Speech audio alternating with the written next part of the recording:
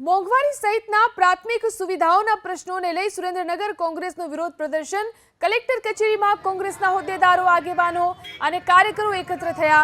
મોંઘવારી તેમજ પાણી, રસ્તા, ગટર, સફાઈ, વીજળી સહિતની પ્રાથમિક સુવિધાઓના પ્રશ્નને લઈ અને રજૂઆતો કરી। આ સાથે જ ખેડૂતોને પોષણક્ષમ ભાવ આપવા, વિકાસના કામોમાં ભ્રષ્ટાચાર સહિતના મુદ્દે પણ ઉગ્ર રજૂઆતો કરવામાં આવી।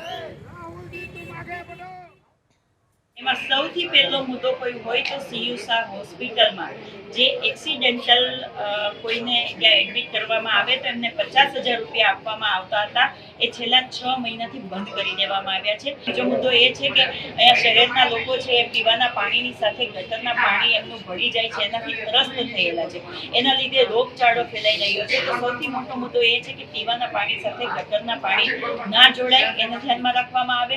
ખાસ કરીને ગામડાની વાત કરીએ તો ત્યાં ખેડૂતોને વીજળી અને પાણી પૂરતા પ્રમાણમાં નથી મળતા। ભલે આ સરકાર દ્વારા વારંવાર જાહેરાતો કરવામાં આવતી હોય કે ત્યાં ખેડૂતોનું અમે ધ્યાન રાખીએ છીએ, વીજળી આપીએ છીએ, પણ રાતના ટાઈમે જ વીજળી આપે કે આખી રાતનો ખેડૂતને ઉજાગરો થાય, એમાં બી કટકે આપે છે અને આખો દિવસ ખેડૂતને ખેતરમાં કામ કરવું પડે છે, એટલે આરામ બી નથી થતો। તો આ બધા છે લોકોને સ્પર્શતા મુદ્દાઓ છે, એના ઉપર સરકારે અને લોકલ તંત્રએ ધ્યાન આપવું જોઈએ અને જો એ ધ્યાન નહીં આપે તો અમે લોકો ફરીથી ઉગ્ર આંદોલન પણ કરીશું।